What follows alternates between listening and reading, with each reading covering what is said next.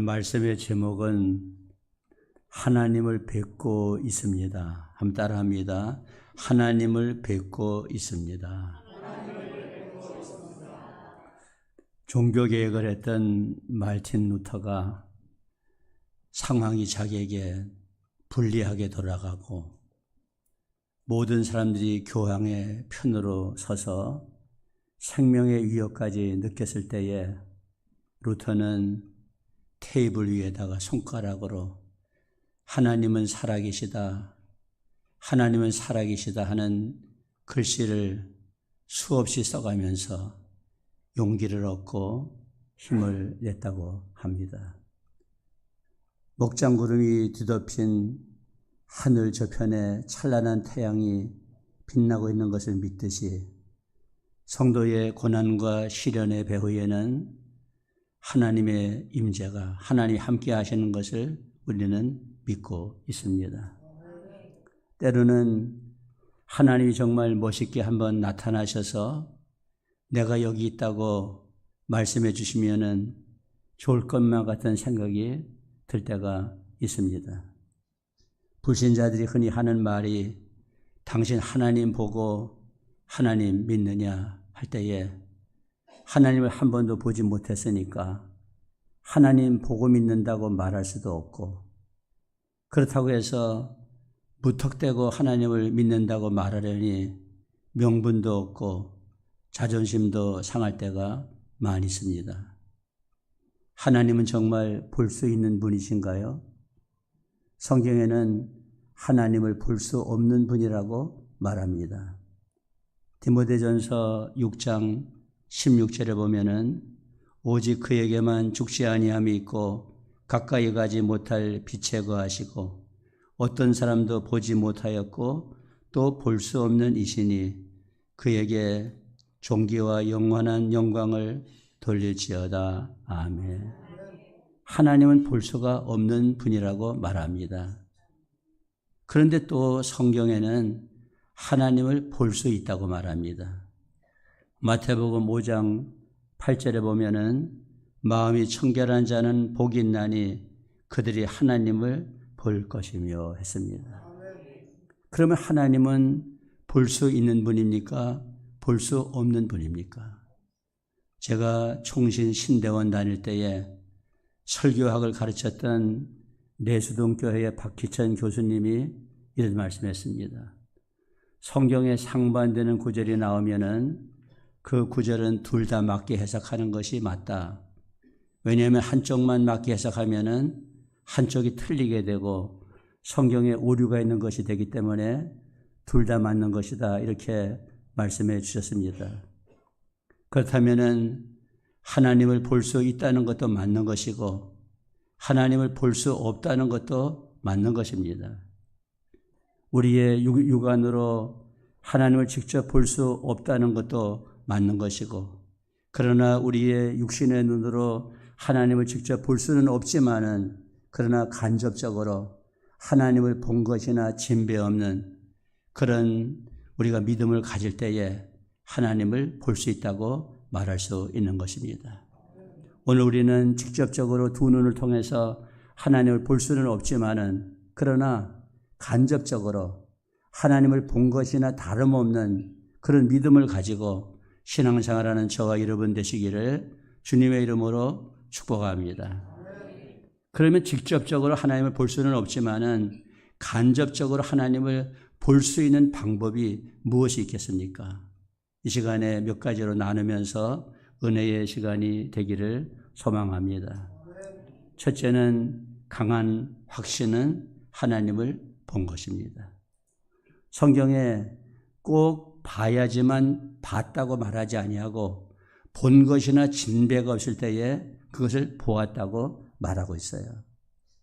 저 요셉이가 애굽에 내려가서 국무총리할 때에 요셉이 정치를 잘해가지고 7년 풍년이 들었을 때에 다가올 7년 흉년을 준비해가지고 애굽에는 곡식이 있었습니다. 다른 나라는 곡식이 없었어요. 저 가나안 땅에 살고 있는 야곱이가 애굽에 곡식이 있음을 보고 가서 곡식을 사오라고 말합니다. 창세기 42장 2절에 보면은 그때 야곱이 애굽에 곡식이 있음을 보고 그랬습니다. 그때에 무슨 TV가 있거나 뭐 직접 눈으로 애굽에 곡식이 있는 것을 확인한 것이 없죠. 그런데 자꾸만 귀로다가 듣다가 보니까 보지 않아도 그 애굽에 곡식이 있는 것을 확신하게 되었다는 것이에요. 그러니까 우리가 믿음의 삶이라고 하는 것은 자꾸 듣다가 보면은 본 것이나 다름이 없는 확신을 가지게 될 때가 있다는 것이죠. 여러분, 욥이 고난당합니다. 욥이 고난당해가지고 하나님 정말 한번 뵀으면 좋겠다. 나에게 나타나서 하나님 한번 위로해 주셨으면 좋겠다 생각을 하고, 앞으로 가도 하나님이 안 계시고 뒤로 가도 하나님이 안 계셨었는데, 그런데 욥이 자꾸 하나님에 대해서 듣다가 보니까 나중에는 욥이 이런 고백을 하거든요. 내가 귀로만 들었는데, 하나님을 귀로만 들었는데 이제는 눈으로 하나님을 본다. 욥기서 42장 5절 다 같이 읽습니다. 시작. 내가 주께 대하여 귀로 듣기만 하였사오나 이제는 눈으로 주를 배움나이다. 아멘. 귀로만 듣던 하나님을 이제 눈으로 뵙는다는 거야. 우리가 자꾸 하나님의 말씀을 듣다가 보면은 우리 속에 믿음이 생겨가지고 하나님을 본 것이나 진배 없는 확신을 가지고 하나님을 믿게 될 때가 있는 것이지요. 그래서 우리가 말씀을 잘 들어야 되는 것입니다. 로마서 10장 17절에 가보면은 그러므로 믿음은 들음에서 나며 들음은 그리스도의 말씀으로 말미암았느니라 그랬어요. 그러니까 하나님의 말씀을 자꾸 듣다가 보면은 우리 속에 믿음이 생겨서 하나님을 보지 못했지만은 본 것이나 진비 없는 믿음을 가지고 하나님을 믿게 되는 것입니다. 마태복음 5장 8절에 마음이 청결한 자는 복이 있나니 그들이 하나님을 볼 것이며 하는 이 말씀 역시도 마음이 청결하게 되면은 직접 우리 눈으로 하나님 본다는 것이 아니고 하나님을 본 것이나 다름이 없는 확신을 가지고 신앙생활을 할 수가 있다는 거예요. 여러분에게 그런 확신이 있으시기를 주님의 이름으로 축복합니다. 그 다음에 두 번째로는 기도 응답으로 하나님을 볼 수 있어요. 여러분, 기도 응답이라고 하는 것은 우리가 생각하지 못했던 응답이 우리에게 옵니다. 예레미야 33장 3절에 보면은 너는 내게 부르짖으라 내가 내게 응답하겠고 네가 알지 못하는 크고 은밀한 일을 내게 보이리라 그랬어요. 기도 응답이 오는데 크고 은밀하게 온다는 거야. 그래, 아무도 예상을 못하는 거지요. 크고 은밀한 일이니까. 이 기도 응답을 통해서 하나님의 살아계심을 우리가 보게 된다는 거예요. 여러분, 이스라엘의 왕 중에 가장 악한 왕이 아합 왕인데 그 아합 왕이 바알 귀신을 섬겼어요. 엘리야가 아합을 찾아가가지고 단판을 시작했습니다. 당신이 믿는 바알신이 참신인지 내가 믿는 하나님이 참신인지 우리 대결을 벌이자. 그래서 저 갈멜산에 바알 귀신 섬기는 사람 450명, 아세라 귀신 섬기는 사람 400명, 850명과 엘리야 한 사람이 모였어요. 제단을 쌓아놓고 자기들이 믿는 신을 한번 불러보자. 그래서 먼저 바알신을 섬기는 사람들에게 기회를 줬습니다. 바알신을 섬기는 사람들 450명, 바알을 부릅니다. 제단을 쌓아놓고 바알이여 바알이여 바알을 불러요. 아무리 불러도 바알이 대답하지 않습니다. 정오까지 불러도 답이 없습니다. 엘리야가 말합니다. 야, 너희들이 믿는 바알이 출장을 갔느냐 어디 갔느냐 왜 대답이 없느냐. 그들이 약이 올라가지고 자기들의 몸을 자해까지 하면서 바알을 불렀지만 바알은 대답하지 않았습니다. 불러도 대답 없는 이름이여 부르다가 내가 죽을 이름이여. 아무리 불러도 그들의 신은 대답하지 않았어요. 대답할 리가 없지요. 없는 신이 어떻게 응답할 수 있겠어요? 이번에 엘리야 차례가 됐어요. 엘리야가 제단을 쌓아놓고 여호와 하나님이여 불러 응답하여 주시옵소서. 하늘에서 불이 내려왔습니다. 얼마나 그 불이 강력한 불인지 모든 나무를 태우고 제단에 제물을 태우고 성경에 보니까 심지어 돌까지도 사르고 그리고 저 도랑에 갔다가 부은 물까지도 다 깨끗하게 말라버리는 이런 역사가 일어나게 되었어요. 여러분, 갈멜산의 그 현장은 하나님이 보이는 현장입니다. 거기가. 그러니까 우리는 기도 응답으로 하나님을 볼 수가 있는 것이에요. 여러분, 기도 응답으로 하나님을 많이 보시기를 바랍니다. 1540년 루터와 같이 종교개혁을 같이 했던 프레드리 미코니우스라고 하는 친구가 있었는데 이 친구가 중환병에 걸렸습니다. 죽음을 앞에 놓고 있었어요. 미코니우스가 루터에게 편지를 씁니다. 친구, 내가 중환병이 들어서 자네하고 종교개혁을 같이 해야 되는데 난 얼마 살지 못할 것 같아. 난 이제 곧 죽어 하면서 편지를 보냈어요. 루터가 그 편지를 받고 거기에 대해서 답장을 썼습니다. 이런 답장을 썼죠. 나는 교회를 개척하는 일에 있어서 아직도 자네를 필요로 하기 때문에 하나님의 이름으로 자네가 살 것을 명령한다. 주님은 내가 사는 동안 자네를 죽게 하지 않으시고 나보다 더 오래 살게 하실 것이다. 나는 이것을 위해 기도한다. 이 뜻이 이루어질 것을 빈다. 왜냐하면 나는 다만 하나님의 이름을 영화롭게 하기만을 구하기 때문이다. 이런 편지를 써가지고 미코니우스에게 보냈어요. 여러분, 결과가 어떻게 됐겠어요? 루터가 기도하겠다고 편지를 써서 보냈는데 나중에 결과는 루터가 먼저 죽고 루터 다음에 2달 동안 미코니우스가 더 살다가 하나님 앞에 갔다는 거예요. 여러분, 기도는 이렇게 놀라운 응답을 우리에게 가져다 주는 거죠. 그러니까 하나님 우리가 어떻게 보느냐, 우리가 드리는 기도를 통해서, 기도 응답을 통해서 하나님의 살아계심을 우리가 보는 것이에요. 그 다음에 세 번째는 예수님을 믿으면 하나님을 본 것입니다. 예수님의 제자 가운데에 빌립이라고 하는 제자가 있었어요. 이 빌립이라고 하는 제자는 합리적인 제자야. 그래서 어느 날 많은 사람들이 모여가지고 예수님의 말씀을 듣는데 날이 저물어서 그냥 보내면은 시장해가지고 쓰러질 것 같아. 그래서 예수님이 너희가 먹을 것을 줘라 그러니까는 빌립이 얼른 계산을 해냈어요. 주님, 이 많은 사람들에게 먹으려면은 조금씩 요기만 시키려고 해도 200데나리온이나 되는 돈이 있어도 부족합니다. 이렇게 계산을 해냈거든요. 그러니까 빌립이라고 하는 제자는 합리적인 사람이야. 그러니까 이왕 믿을 바에는 하나님 아버지도 좀 보고 믿었으면 좋겠다. 그러니까 예수님이 나를 봤으면은 아버지를 봤지. 나를 믿으면은 하나님을 본 것이나 다름없어.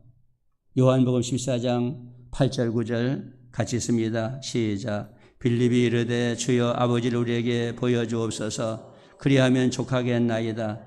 예수께서 이르시되 빌립아 내가 이렇게 오래 너희와 함께 있으되 네가 나를 알지 못하느냐? 나를 본 자는 아버지를 보았거늘 어찌하여 아버지를 보이라 하느냐 그랬어요.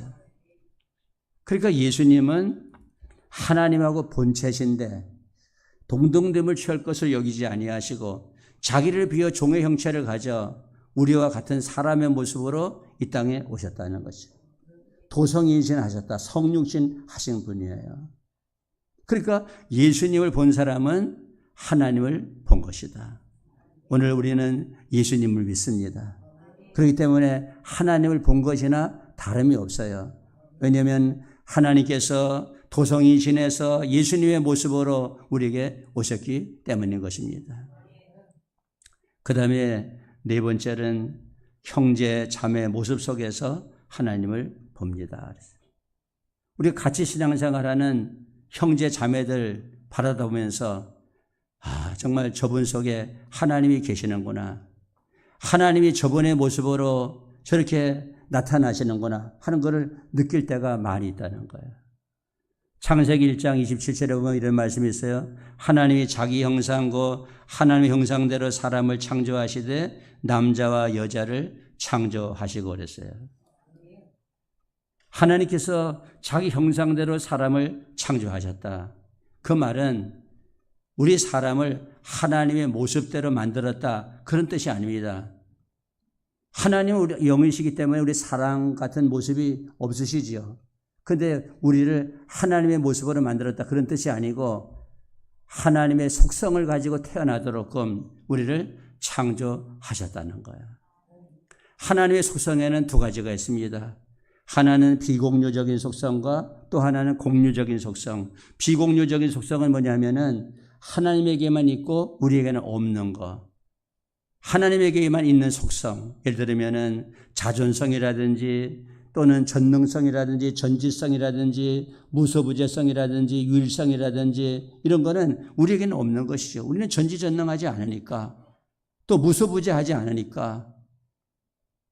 그런데 주님 하나님은 전지전능하시고 무소부재하시고 모든 것을 다 아시는 유일하신 분이니까 이 성품은 하나님에게만 있는 거예요. 우리 이걸 가리켜서 비공유적인 속성이라 이렇게 말합니다.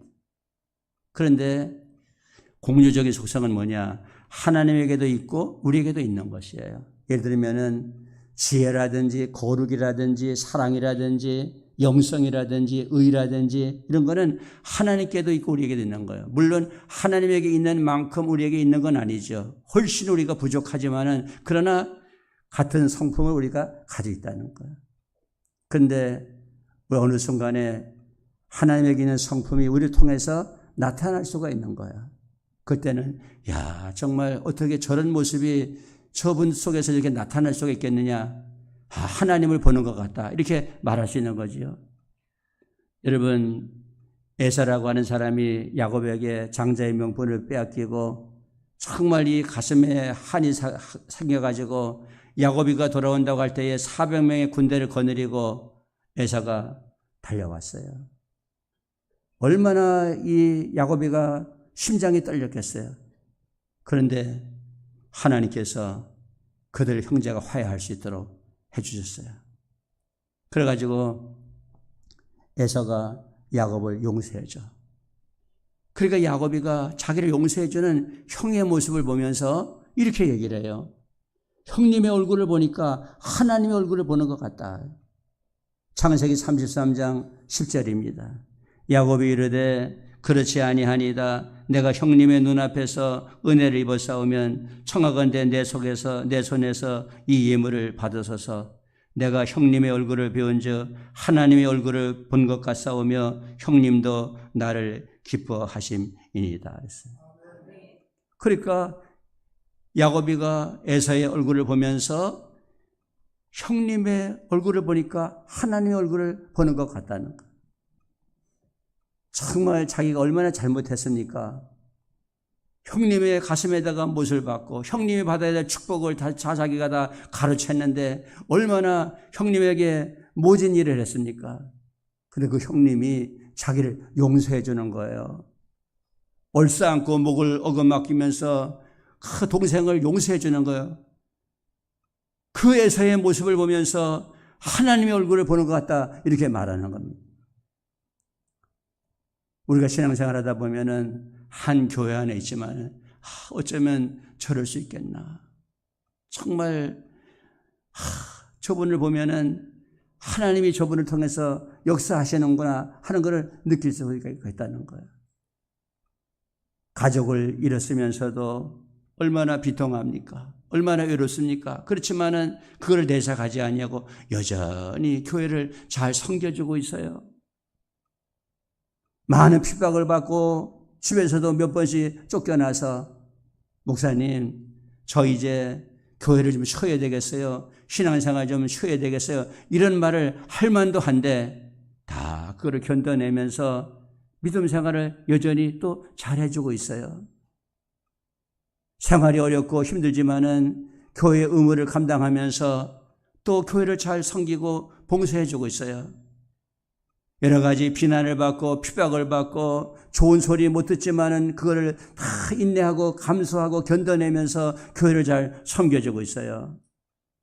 이런 형제들과 자매들의 모습 속에서 우리가 하나님을 볼 수 있다는 것이죠. 여러분, 우리 서로 하나님을 보는 은혜가 있을 수 있기를 축복합니다. 그 다음에 마지막으로는 지나온 일을 돌아보면서 하나님의 등을 본다는 거예요. 하나님께서 모세에게 늘 말씀을 하세요. 모세야, 내가 너와 함께해. 내가 이름으로도 너를 알아. 그러면서 모세를 격려해 주고 있어요. 근데 하나님은 그렇게 격려하고 모세와 함께 계시고 이름으로도 안다고 하지만은 항상 이스라엘 백성들은 모세를 물고 늘어지고 모세를 비난하고 피박하고 막 모세한테 대들고 그러니까 어느 날 모세가 그럽니다. 하나님, 함께 한다고 말로만 하지 마십시오. 이름으로 안다고 말씀하지 마십시오. 함께 한다고 말씀하시고 이름으로도 안다고 말씀하시면서 저 백성들 보십시오. 자꾸 나한테 대들고 피박하고 불평하고 원망하지 않습니까? 하나님 정말 나와 함께 하시고 내 이름도 아신다면 얼굴을 한번 보여주십시오. 모세가 그렇게 얘기해요.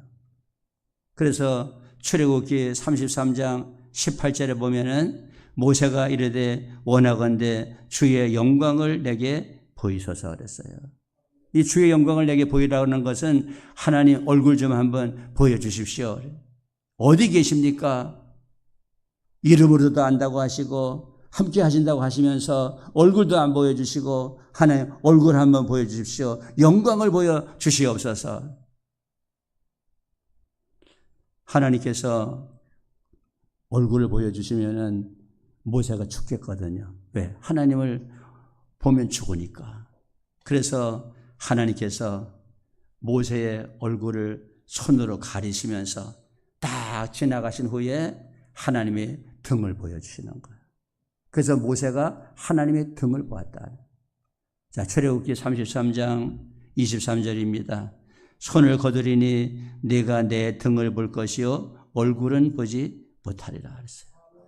그러니까 등을 보여준다. 등을 보여준다. 이 등을 보여준다는 건 뭐냐면은 지나간 다음에 깨닫는 거죠. 아, 현재의 이 일을 하나님이 하고 가셨구나. 그러니까 등을 보면서 아, 이 일을 하나님이 하고 가셨구나 하는 것을 깨닫게 되는 거예요. 그러니까 지난 날을 돌아보면서 하나님의 등을 봅니다. 하나님의 등을 보면서 아, 하나님이 이 일을 하고 가셨구나. 자, 여러분 이런 거지요. 여러분들이 너무 바쁘셔가지고 아침에 일찍 출근하느라고 밥 먹고 설거지도 못하고 그리고 출근했어요. 회사에 갔다가 집에 오니까 그 싱크대에 막 널어놨던 그 설거지 그 그릇을 깨끗하게 누가 설거지를 하고 간 거예요. 누가 했지? 보니까 저 모름가지 저 모퉁이에 어머니 뒷모습이 보여요. 그 금방 깨닫잖아요. 아, 엄마가 와서 하고 가시는구나. 왜? 뒷모습이 보이니까. 제가 이렇게 어느 날 학교 다닐 때에 아침에 일어나니까 눈이 많이 왔어요. 야, 이 눈길을 헤치고 어떻게 학교를 가지? 그래 밥을 먹고 나오니까 길이 이렇게 쫙 뚫려 있는 거예요. 누가 길을 뚫어놨지? 보니까 우리 아버지 등이 저 뒤에 저만큼 우리 아버지 등이 보이는 거예요. 넉가리를 가지고 그 눈길을 밀고 가시는 아버지의 등이 보이는 거예요. 그 등을 보면서 아, 지금 여기에 이 눈을 우리 아버지가 치우셨구나 이걸 알게 되는 거죠. 그렇습니다. 오늘을 살아가는 현실 속에서는 정말 힘들고 어려워서 어떻게 내가 이 일을 감당하지 하면서 몸부림칠 때가 있지만은 지나놓고 보면은 그 일이 해결이 되거든요. 이 일을 누가 해결하셨을까? 하나님의 등을 보면서 아, 하나님이 해결해 주시고 가셨구나. 하나님의 등을 본다는 거예요. 그래서 오늘의 삶은 힘들고 어렵지만은 먼 훗날 가보면은 오늘의 모든 어려움들을 하나님이 해결해 주셨구나 하면서 하나님의 등을 보는 그날이 오게 될 것을 우리가 믿는 것입니다. 그래서 이 지난 일을 돌아보면서 하나님의 등을 본다는 이 대지를 조금 더 우리가 이해를 잘 할 수 있도록 하기 위해서 지난날에 제 그 목회 간증을 한번 여러분에게 소개하는 걸로 오늘 말씀을 이어가려고 합니다. 지금 나는 하나님의 등을 보고 있습니다. 지금으로부터 약 25년 전 안동 도산서원이 있는 농촌교회에서 목회를 하고 있었습니다. 그때 부산의 한 교회에서 담임 목사를 청빙하는데 올 마음이 있느냐는 연락을 친구로부터 받았습니다. 그러면서 교회 사정 얘기를 해 주었습니다. 교회를 건축하고 IMF를 만나 교회 빚이 늘어나 경매처분 위기에 봉착했다는 것입니다. 그래서 15년간 심호하던 목사님이 어쩔 수 없이 사임을 하였다고 했습니다. 그러니 오려면 당장 2억 정도는 돈을 빌려와야 발등에 떨어진 불을 끈다고 했습니다. 나는 자신이 없었습니다. 나에게 돈도 없을 뿐만 아니라 돈을 2억씩 빌릴 수도 없었기 때문입니다. 그때 나와 친분이 있는 장로님이 2억을 빌려줄 테니 가라는 것이었습니다. 하나님의 계획이 있는 것이 아닐까? 하나님의 뜻을 알고 싶었습니다. 10일 금식, 7일 금식, 3일 금식을 연달아 했습니다. 부산으로 가라는 뚜렷한 음성은 없었지만 왠지 가고 싶었습니다. 2억씩이나 빌려주기 힘든데 빌려준다니. 아내도 동의해 줬습니다. 심호하던 교회 장로님들과 성도들도 시골교회에서 부산으로 가신다니 붙잡지를 못하겠다며 놓아주었습니다. 그리하여 2000년 4월 4일 이삿짐을 싣고 부산 성민교회로 부임을 했습니다. 한 달 기간을 두고 빚을 갚지 못하면 경매처분이 들어온다고 합니다. 그럴 때 설상가상으로 팩스 한 통이 날아왔습니다. 2억을 빌려준다던 장로님이 못 빌려준다는 날벼락이 날아온 것입니다. 그 장로님은 차마 전화로 할 수 없으니 팩스를 날린 것입니다. 나중에 안 사실은 장로님이 암 판정을 받고 약속을 못 지킨 것을 알게 되었습니다. 내가 돈 2억을 빌려오면 해결의 실마리를 찾으려던 교회는 절망에 빠졌습니다. 그동안 이번만 하며 수없는 헌금을 했으나 한강에 돌 던지기 식으로 성과가 없었고 교인들은 약 70여 명 정도 남아있는데 모두 탈진 상태였습니다. 약속을 못 지킨 목사로 남아있을 명분도 없고 대책도 없었습니다. 나는 여기저기 돈을 빌려줄 만한 사람을 찾아다녔지만 허사였습니다. 마지막 남은 방법은 하나님 앞에 기도하는 길밖에 없었습니다. 지금까지 기도 안 한 건 아니지만 결사적인 기도가 필요했습니다. 강단에 엎드려 기도하는 중 오병이어의 말씀이 생각났습니다.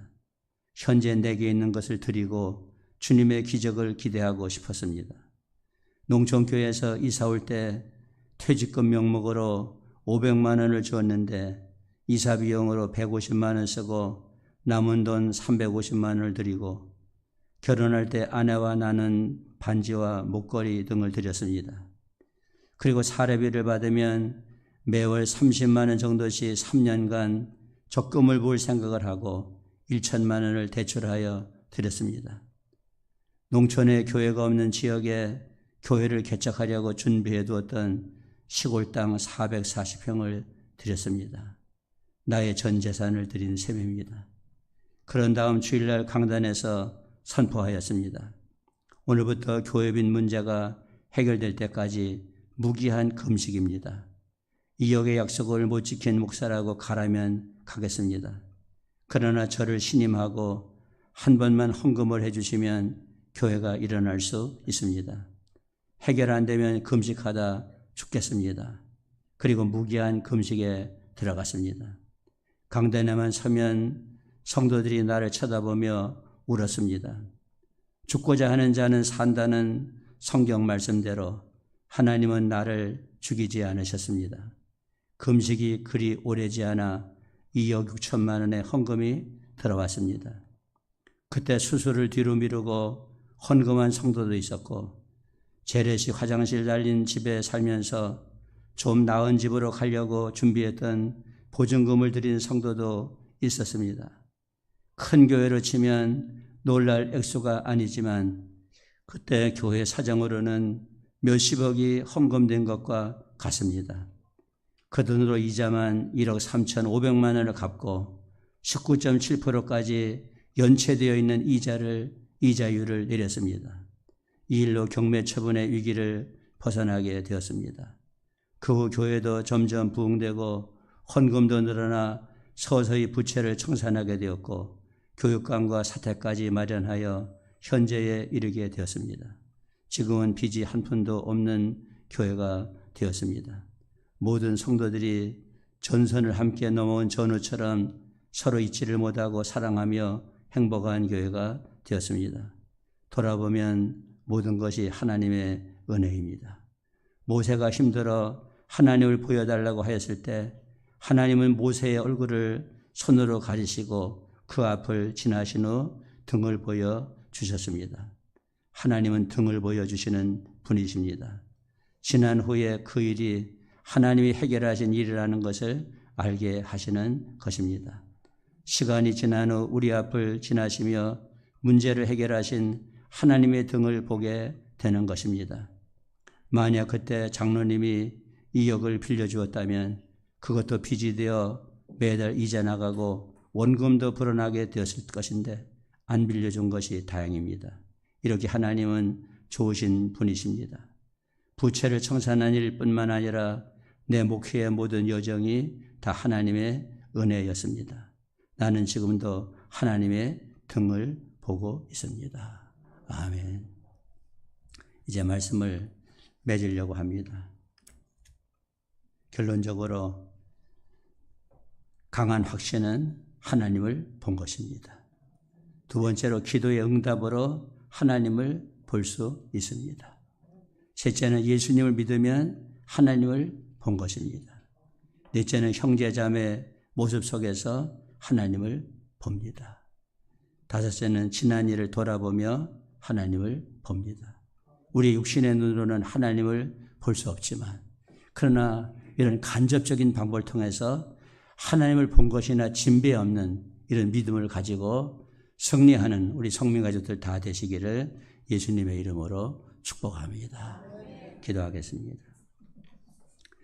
사랑이 많으시고 거룩하신 우리 하나님 아버지, 주님의 은혜와 사랑을 진심으로 감사를 드립니다.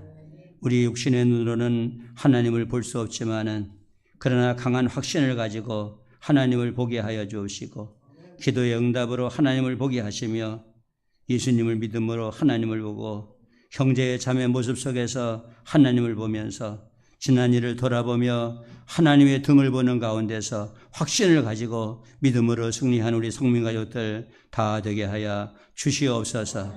예수님의 이름으로 기도드리옵나이다. 아멘.